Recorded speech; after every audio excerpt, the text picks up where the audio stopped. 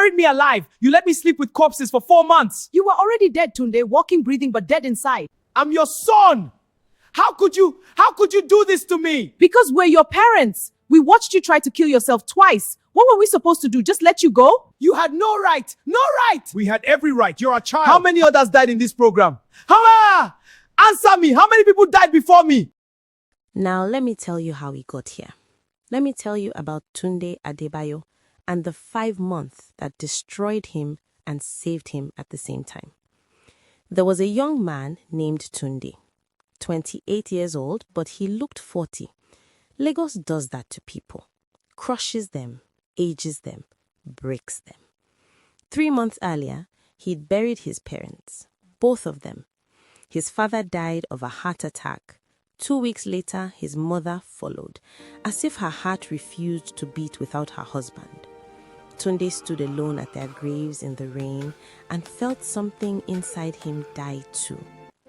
After that, every morning was the same.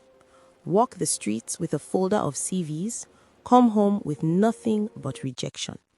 The bills piled up, the walls closed in, the noose in his mind tightened. He was drowning and nobody was coming to save him.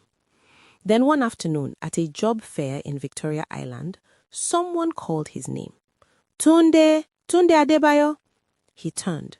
Kunle Okonkon, his old university roommate. But this wasn't broke, borrowing money for lunch Kunle. This was designer suit, diamond watch, blinding shoes Kunle. My guy, how far? Kunle's smile was genuine. Tunde tried to smile back, failed. Just searching. Kunle's face changed. He knew that look. He'd worn it himself once. Come, Kunle said quietly. Let's talk.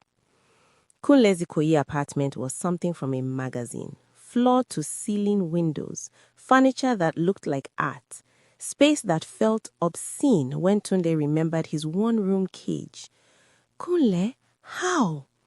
Same way you can, Kunle said, pouring whiskey into crystal glasses. But first, rest. You look like death, brother. Tunde stayed. A week passed. Kunle fed him, housed him, and dodged every question about money with a smile and all in good time. On the 7th night, Tunde's phone buzzed. A text from Kunle, even though he was in the next room. Ready to learn my secret? They sat in the living room. The light seemed dimmer, the shadows heavier. Kunle, please help me. A reference, a contact, anything. No job can save you now, Kunle said seriously. Trust me, I tried, but I can teach you what saved me. Tunde leaned forward. Anything. Even if it sounds impossible.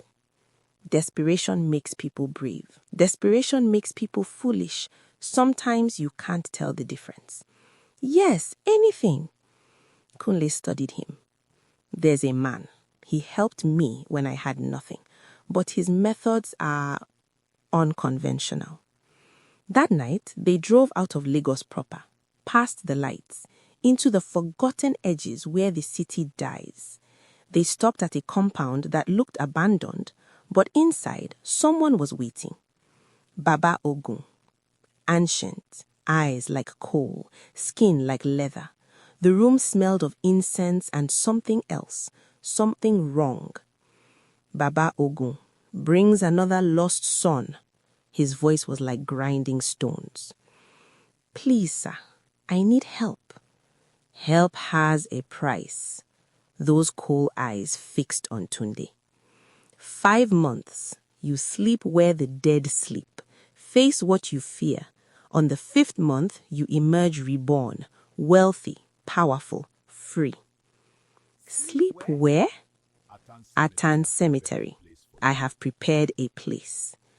Every instinct screamed, run. But Tunde looked at successful, confident Kunle. I did it. Look at me now. Tunde thought about his empty room, his rejection letters, his parents' graves. What did he have to lose? Okay, he whispered. I'll do it. The first month was hell. A small concrete box in the heart of Atan Cemetery, just big enough for a mat, no door, just an opening facing endless graves. Tunde lay in darkness, phone his only light. Every sound made him jump, every shadow moved. The whispers started on night 3, soft, like wind, but they grew. By month 2, he heard words. Tunde, why did you let us die? You were always such a disappointment. His parents' voices. He knew they weren't real, but knowledge doesn't stop fear. Kunle visited weekly with food and water. 2 more months, bro. Think about the life waiting. But something was wrong. Month 2, week 3, Tunde noticed something. During one visit, he saw it, just for a second. A logo on the water bottle Kunle brought. Lagos Medical Research Institute. Not a brand you buy in stores, a research facility logo. Kunle, where exactly does this water come from? Kunle's smile flickered, just for a second. Does it matter? Drink up. But the seed was planted. Month 3, Tunde stopped looking human, skeletal, hollow eyes. The cemetery breathed around him. The ground pulsed. Was he going mad or seeing truth? Then one night, during a thunderstorm, lightning flashed, and through the sheets of rain, Tunde saw something. A figure, walking between graves, moving with purpose. His mother, his dead mother, walking, alive. Mama! He screamed, running toward her. But she vanished like smoke. Hallucination, he told himself. Grief and starvation and madness. But the seed grew. Month 4, Kunle visited with food. Tunde watched him carefully. How long did you stay here? Tunde asked. 5 months, like you will. And Baba Ogun, how did you find him? Through someone. Why all the questions? Because you are lying, Tunde said quietly. I don't know about what yet, but you are lying. Kunle's face went cold. 2 more weeks, Tunde. Don't ruin this now. Month 4, night 27. 3 days left. 3 days until freedom, until wealth, until rebirth. Tunde lay on his mat, staring into darkness. Then the pain came, crushing his chest, like a tombstone on his ribs. No air, no movement, vision blurring. No, not now. So close. He reached for his phone. His fingers wouldn't work. The cemetery spun. The graves leaned in, waiting. The last thing he heard was his mother's voice, clear as day. Come home, baby. Please come home. Then nothing. Beep, beep, beep. Monitors, lights, antiseptic smell. Tunde's eyes opened. Hospital bed. Clean sheets, warm, alive. Welcome back, Tunde.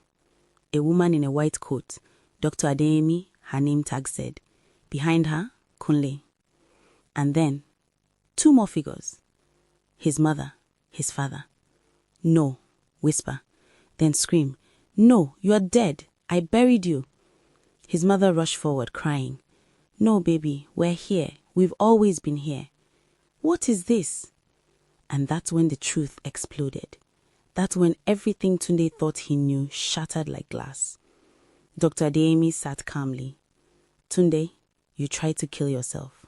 Twice. 2 years ago. No. Your parents didn't die. You were dying inside. You'd given up completely. Traditional therapy failed. Medication failed. So they came to me. Tunde looked at Kunle.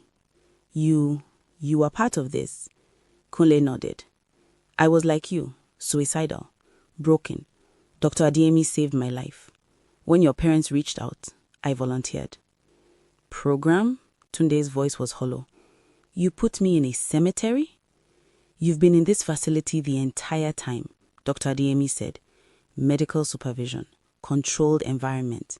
The cemetery was therapeutic simulation, advanced technology, psychological conditioning. The spiritualist was me in prosthetics.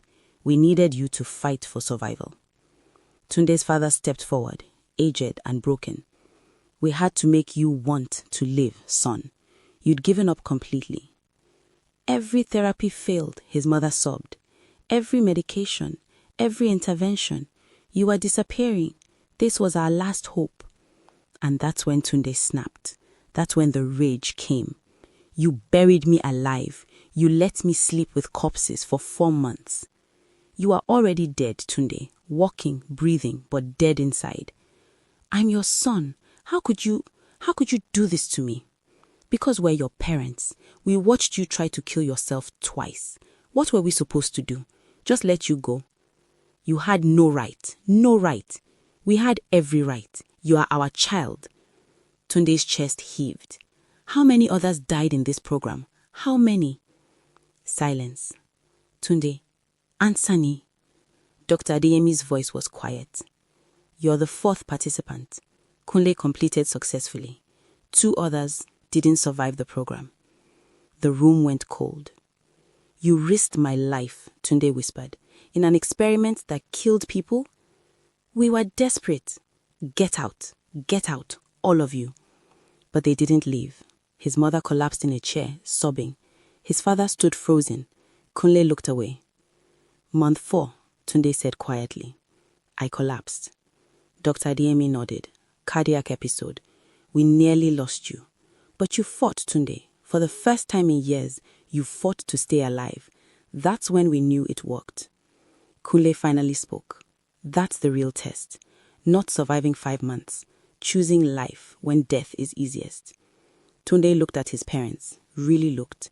They were destroyed. His mother's hair completely grey. His father's shoulders crushed under invisible weight.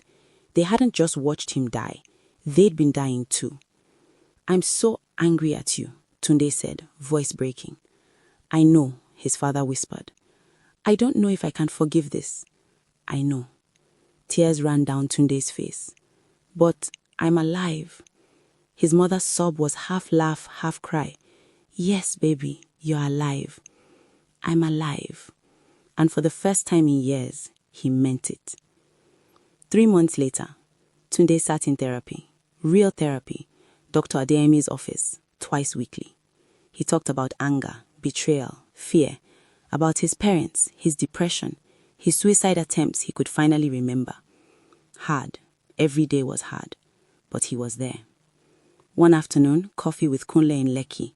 No designer suits now, just 2 men who'd stared into darkness and chosen to look away. How is it going? Kunle asked. Hard, Tunde admitted. Every day. But I'm here. Kunle smiled. That's the point. Tunde's phone buzzed. Text from his mother. Dinner tonight?